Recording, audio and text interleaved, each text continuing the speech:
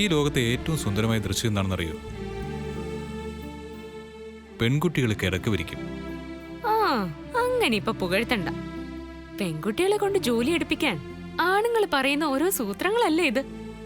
അലക്കാണെങ്കിൽ പറയും ഏറ്റവും ഭംഗിയുള്ള ദൃശ്യം അതാണെന്ന്. കുളിച്ച് ഈറനായിട്ട് വരുമ്പോ പറയും അതാണ് ഭംഗിയെന്ന്. ഞങ്ങൾക്ക് അറിഞ്ഞൂടെ ഇതൊക്കെ നിങ്ങളുടെ വെറും നമ്പറാന്ന്. അത് ശരി. അപ്പൊ സത്യം പറഞ്ഞതായി കുറ്റം. പിണങ്ങിയോ? പിണങ്ങി? നിന്നോടോ? അത് ഈ ജന്മത്തുണ്ടാവില്ല ഒരിക്കലും. നീ വേറെ റെഡിയാവൂ, നമുക്കൊരു സ്ഥലം വരെ പോവാം.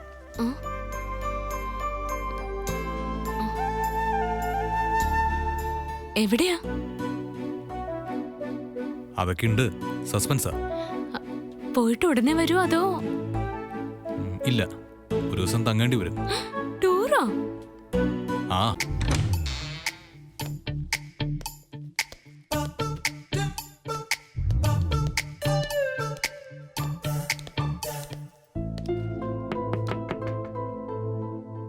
എന്തിനായിട്ടാ അവരെ ശല്യം ചെയ്യുന്നത്? ചുമ്മാ ഒരു രസം.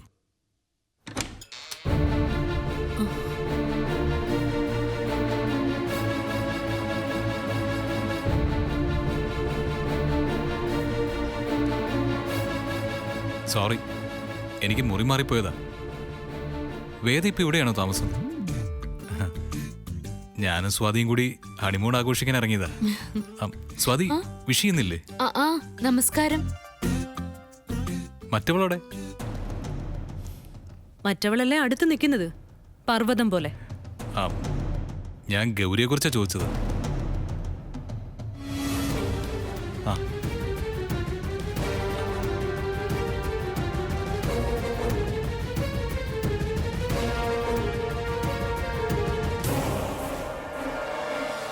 സത്യം പറയാലോ, നിങ്ങളിവിടെ ഉണ്ടെന്ന് അറിഞ്ഞിരുന്നെങ്കിൽ ഞങ്ങൾ ഇങ്ങോട്ട് വരില്ലായിരുന്നു. ഹണിമൂണാ, വീട്ടിലൊരു പ്രൈവസി ഇല്ല. ഒരു ദിവസത്തെ കാശ് അഡ്വാൻസ് കൊടുത്തു പോയി.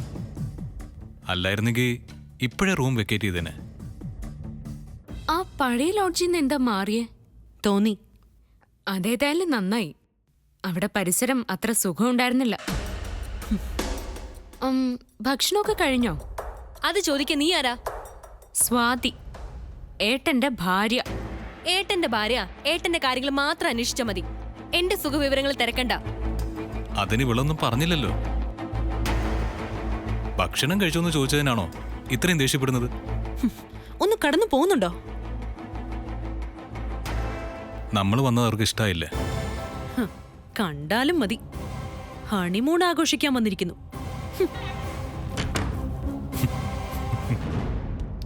അവരുടെ സമാധാനം ഇതോടെ പോയി. വേണ്ടായിരുന്നു ഏട്ടാ. എന്തിനാ അവരിങ്ങനെ കളിയാക്കുന്നേ? ജീവിതത്തില് നമ്മളെ ഒരുപാട് ഉപദ്രവിച്ചവരല്ലേ അവര്. രാവിലെ മുതൽ വിളിക്കുന്നത് അച്ഛനെ എടുക്കുന്നില്ല. അച്ഛൻ വല്ല യാത്രയിലും ആയിരിക്കും. എന്നാ പിന്നെ ആ വിവരം ഒന്ന് പറഞ്ഞാലെന്താ? അമ്മയുടെ ശല്യം സഹിക്കാൻ വയ്യാതെയാ അച്ഛൻ മംഗലാപുരത്തേക്ക് പോയത്. അവിടെ സ്വസ്ഥത കൊടുക്കില്ല എന്ന് വെച്ചാ കുറച്ച് കഷ്ടമാണ്.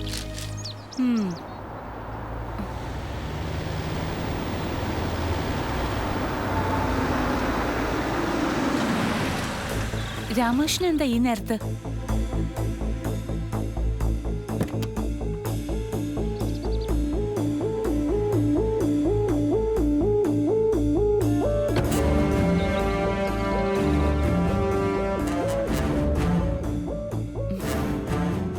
എന്താ രാമകൃഷ്ണ? എനിക്കിവിടെ അടുത്തൊരു സ്ഥലം വരെ വരേണ്ട ആവശ്യമുണ്ടായിരുന്നു. എന്നാ പിന്നെ ഇവിടെയും കൂടെ കയറാന്ന് വിചാരിച്ചു. അമ്മ ചായ എടുക്ക. വേണ്ട,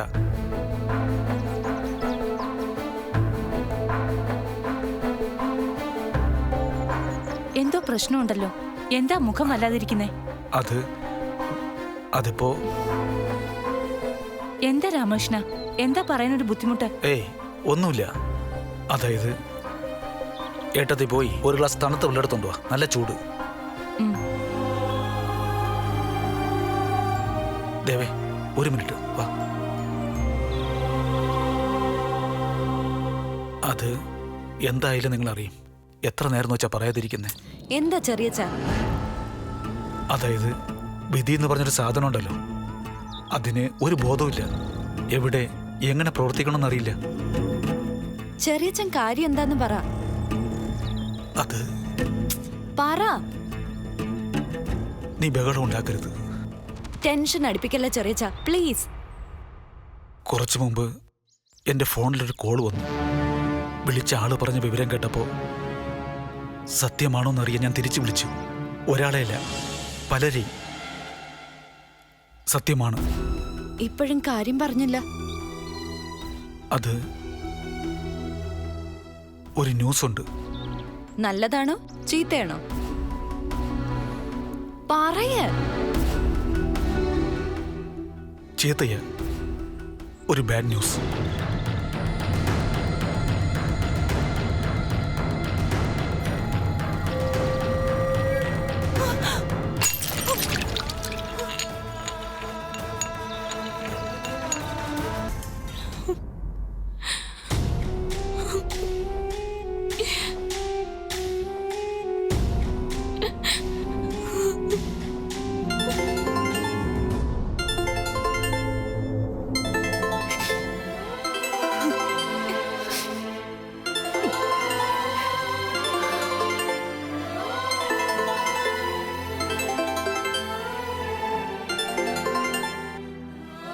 ഹലോ, പറയൂ. ആ, ശരി. ഒരു മാർഗവുമില്ലല്ലേ?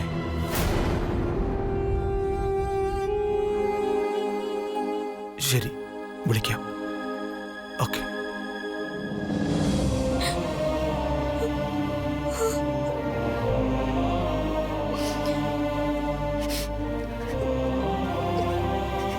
മംഗലാപുരത്തുനിന്ന് ഏട്ടൻ്റെ സുഹൃത്താ വിളിച്ച്.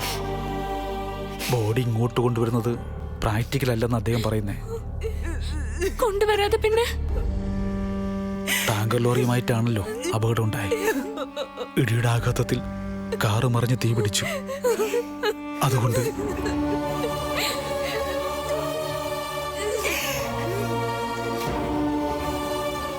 നമുക്കെന്ത് ചെയ്യാൻ പറ്റും? അവര് പറയുന്നത് കേൾക്കാന്നല്ലാതെ. ഒരു കാര്യം ചെയ്യാം, നമുക്ക് അങ്ങോട്ട് പോവാം. അവിടെ ചെന്നിട്ട് തീരുമാനിക്കാൻ. ബാക്കി എന്തു പറയുന്ന ഏട്ടത്തി? എല്ലാം നിങ്ങൾ തീരുമാനിച്ചാൽ മതി. മോളെ, നിങ്ങൾ റെഡിയാവും.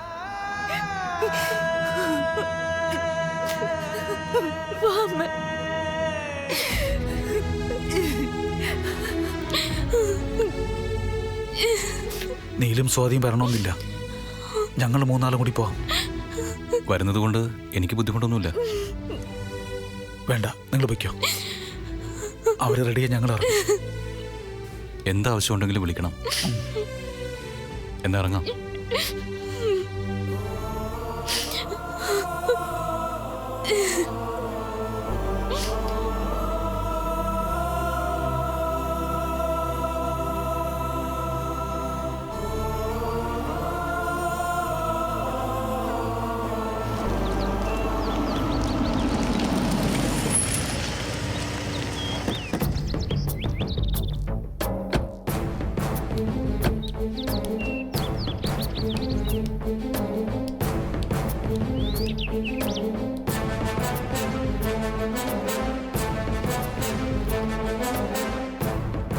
ബുദ്ധിമുട്ടായോ സാർ വിളിപ്പിച്ചത്?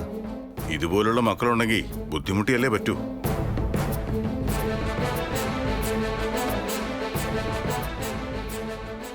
ഇവരെ പരിചയമുള്ളതുകൊണ്ടാ കേസൊന്ന് രജിസ്റ്റർ ചെയ്യായിരുന്നത്. രജിസ്റ്റർ ചെയ്യണമായിരുന്നു. ജയിലിൽ കിടക്കണമായിരുന്നു കുറച്ചു ദിവസം. ചോദിക്കുന്നതുകൊണ്ട് വിഷമവും തോന്നരുത്. വീട്ടുകാരുമായി പിണങ്ങിയിട്ട് ആ ഹോട്ടലിൽ വന്ന് താമസിക്കുന്നെന്നാ ഇവര് പറഞ്ഞത്. ശരിയാണല്ലോ അല്ലേ? ശരിയാണ്. വളർത്തി ഇത്രയും വലുതാക്കിയതിന് ഞങ്ങളെ ശിക്ഷിക്കണമല്ലോ. അതിനുവേണ്ടിയല്ലേ ഇവിടെ ഇറങ്ങിപ്പോയത്. സാറിനറിയാലോ, സകല ഫ്രീഡവും കൊടുത്താ ഞാനിവിടെ വളർത്തിയത്. ഒരിടത്തും അനാവശ്യമായിട്ട് ഞാൻ ഇവളുടെ സ്വാതന്ത്ര്യത്തിൽ കൈകടത്തിയിട്ടില്ല. സ്വന്തം ഉത്തരവാദിത്തം ഭംഗിയായി നിർവഹിക്കുമെന്നായിരുന്നു അപ്പോഴൊക്കെ എൻ്റെ പ്രതീക്ഷ.